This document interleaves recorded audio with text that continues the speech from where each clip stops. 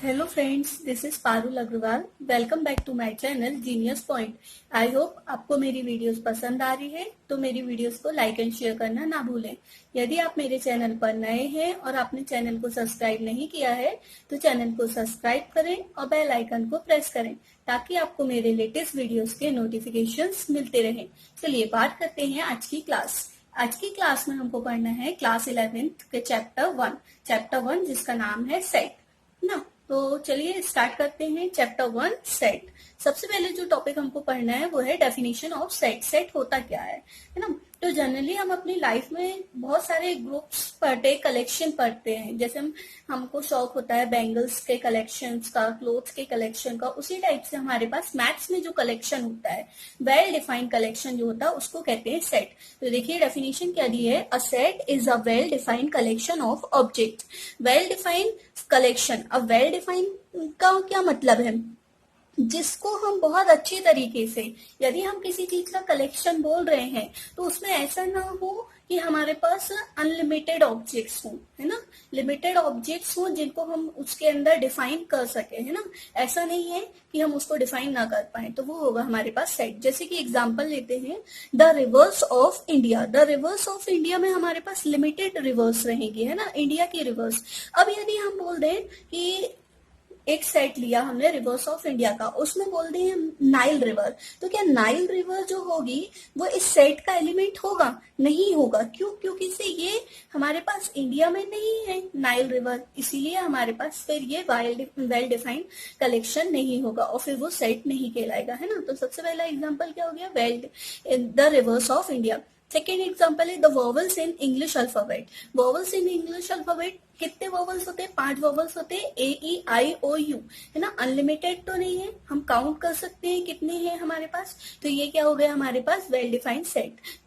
Third example क्या दिया है, odd numbers, odd natural numbers less than 10। अब हमको ऐसे ऑड नेचुरल नंबर्स बताने हैं जो 10 से क्या हो, कम हो। सबसे पहले देखो ऑड होना चाहिए और नेचुरल नंबर। नेचुरल नंबर कहाँ से स्टार्ट होते हैं? नेचुरल नंबर 1 से स्टार्ट होते हैं। अब देखिए 1, 3, 5, 7 और 9, और लेस देन बोला है तो 11 नहीं ले सकते, इसलिए हमारे पास ये जो होंगे ये क्या हो जाएंगे, ये सेट बन जाएगा, ये एलिमेंट्स मिला के किसका, ऑड नेचुरल नंबर्स का। ठीक है, इस तरीके से हम डिफाइन करते हैं सेट को।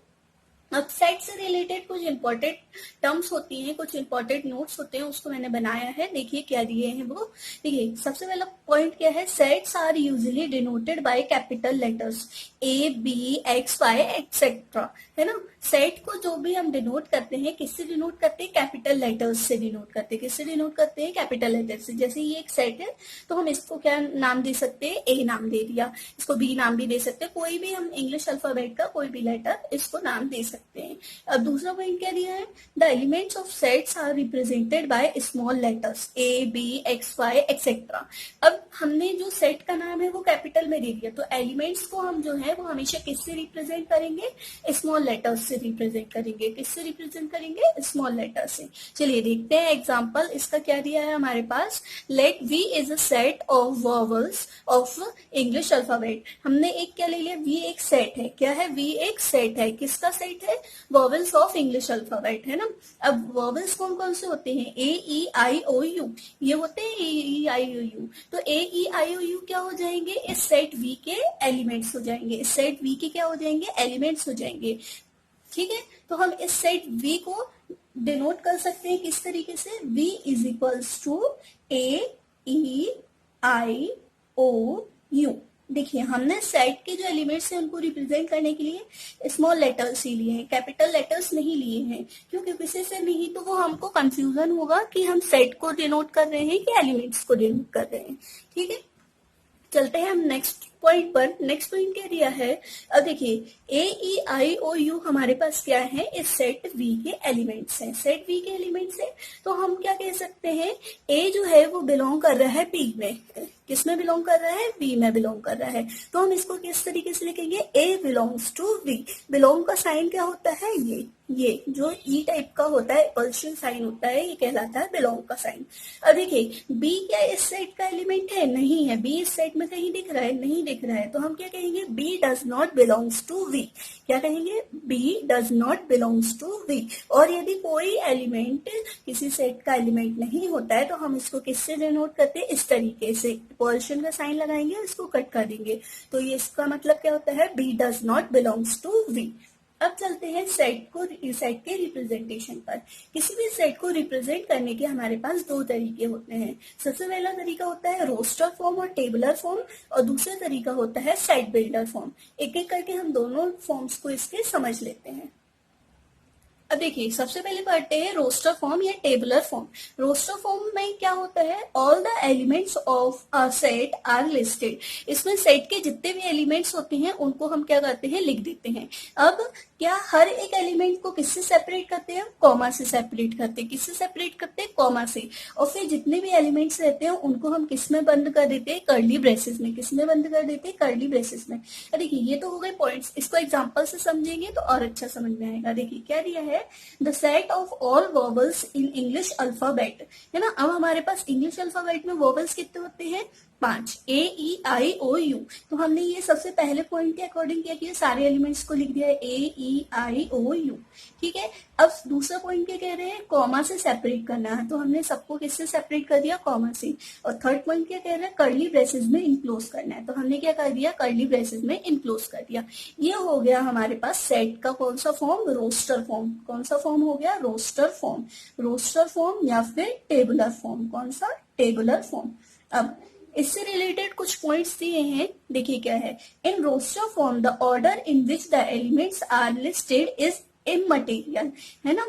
इमटेरियल का मतलब क्या होता है? जरूरी नहीं है हम एक ही क्रम में लिखें, जैसे कि सीक्वेंस में लिखें। ए ई आई ओ यू है तो हम इसको आगे पीछे करके भी लिख सकते हैं। ए आई यू ओ ई, कुछ भी इसका सीक्वेंस जो है वो चेंज करके लिख सकते हैं। जरूरी नहीं है कि ए पहले आता तो ए को पहले लिखें, ई उसके बाद आता तो ई को उसके बाद लिखें। आगे पीछे करके हम क्या कर सकते हैं? इसका सीक्वेंस चेंज कर सकते हैं। अब देखिए सेकेंड पॉइंट क्या दिया है? It may be noted that while writing the set in roster form, an element is not generally repeated. अब जब भी हम सेट के एलिमेंट्स को रोस्टर फॉर्म में लिखते हैं तो हमारे पास जो उसके एलिमेंट्स है वो रिपीटेड नहीं होना चाहिए। अब रिपीटेड कैसे? देखिए एग्जांपल देखिए क्या दिया है? The set of letters of word school. एक हमारे पास वर्ड दिया है क्या? स्कूल। इसके लेटर्स, इसमें जो भी लेटर्स यूज हुए हैं उनका क्या बनाना है? हमको एक सेट बनाना है। तो सेट में हमारे पास देखिए एस है, सी है, एच है, ओ 2 बार है। तो ओ को हम क्या करेंगे? एक ही बार लिखेंगे। ओ को क्या करेंगे? एक ही बार लिखेंगे। ओ को हम दोबारा रिपीट नहीं करेंगे। क्यों? क्योंकि से ये प्रॉपर्टी क्या बोल रही है? इज नॉट जनरली रिपीटेड, मतलब जो एलिमेंट्स होते हैं उनको हम रिपीट नहीं कर सकते। हाँ, हम इनको आगे पीछे करके लिख सकते हैं, इनका सीक्वेंस चेंज करके लिख सकते हैं, मगर हम इसको डबल नहीं लिख सकते हैं। आई होप क्लियर होगा। चलते हैं नेक्स्ट टाइप पर, सेट बिल्डर फॉर्म। अब हम सेट को एक और टाइप से लिख सकते हैं, वो कौन सा फॉर्म होता है? Set builder form. तो देखिए सेट बिल्डर फॉर्म में क्या दिया है? In set builder form, all the elements of set possess a single common property which is not possessed by any element outside the set. अब देखिए जब भी हम सेट बिल्डर फॉर्म में लिखेंगे तो हमारे पास ये जो एलिमेंट्स होंगे इस सेट के, वो एक कॉमन प्रॉपर्टी को क्या करेंगे? होल्ड करेंगे। और उस सेट के बाहर का कोई भी एलिमेंट उस प्रॉपर्टी को होल्ड नहीं करेगा। जैसे क्या दिया है? A E I O U, all the elements possess a common property. अब ये एक सेट दिया है ना, ए ई आई ओ यू।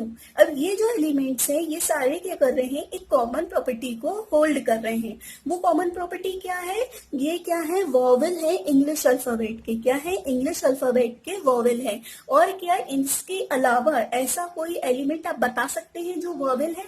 नहीं, वॉवेल तो 5 होते हैं और 5 इसमें क्या दिए हैं? हमारे पास दिए हैं ए ई आई ओ यू। तो इसके इस सेट के बाहर का कोई एलिमेंट क्या ये प्रॉपर्टी होल्ड कर रहा है? नहीं कर रहा है ना। तो ये हो गया हमारे पास क्या? Set builder form. अब सेट बिल्डर फॉर्म में लिखते कैसे हैं? तो देखिए सेट बिल्डर फॉर्म में लिखने के लिए क्या करेंगे? V इज इक्वल्स टू, है ना, X is that X is a vowel in English alphabet, है ना। अब इसको पढ़ते कैसे हैं? The set of all X such that X is a vowel of English alphabet। क्या पढ़ेंगे? V क्या है? एक सेट है है ना। किस प्रकार से है कि इसमें जो भी एलिमेंट्स एक्स हैं वो क्या कर रहे हैं, इंग्लिश अल्फाबेट है। क्या है, इंग्लिश अल्फाबेट के वॉवल्स हैं। इंग्लिश अल्फाबेट्स की क्या है, वॉवल्स हैं। इधर पर एक्स को रिप्रेजेंट, एक्स की जगह वाई जेड कुछ भी एलिमेंट यूज कर सकते हैं, ठीक है। इसको रिप्रेजेंट करने का ये हो गया हमारे पास सेट डेल्टा फॉर्म। एक और एग्जांपल देखिए क्या दिया है, a is equals to x is that x is a natural number 3 less than x less than 5। अब इसको पढ़ेंगे कैसे, द सेट ऑफ, क्या पढ़ेंगे, the set of all x, the set of all x। देखिए जितने भी x हैं वो हमारे पास इस सेट में मिलेंगे, such that x is a natural number. क्या होना चाहिए, x क्या होना चाहिए, नेचुरल नंबर होना चाहिए। एंड करके दूसरी प्रॉपर्टी दी है, तो एंड x लाइज बिटवीन। अब देखिए ये दिया है 3, है ना, x ग्रेटर देन 3 है और लेस देन क्या है, 5 है। तो x लाइज बिटवीन क्या होना चाहिए, 3 एंड 5, ठीक है। तो हमारे पास इस सेट के जो एलिमेंट्स है ये दो प्रॉपर्टी को होल्ड करेंगे। क्या है, नेचुरल नंबर होना चाहिए एक तो x, और दूसरी प्रॉपर्टी क्या होना चाहिए, 3 से 4 के बीच में कोई नंबर होना चाहिए। तो ऐसा नंबर तो सिर्फ क्या होता है, 4। तो हमारे पास जो सेट होगा वो क्या हो जाएगा, 4 हो जाएगा, ठीक है। आज की क्लास को हम यहीं पर एंड करते हैं। आई होप आपको वीडियो अच्छा लगा होगा, तो वीडियो को लाइक शेयर करना ना भूलें।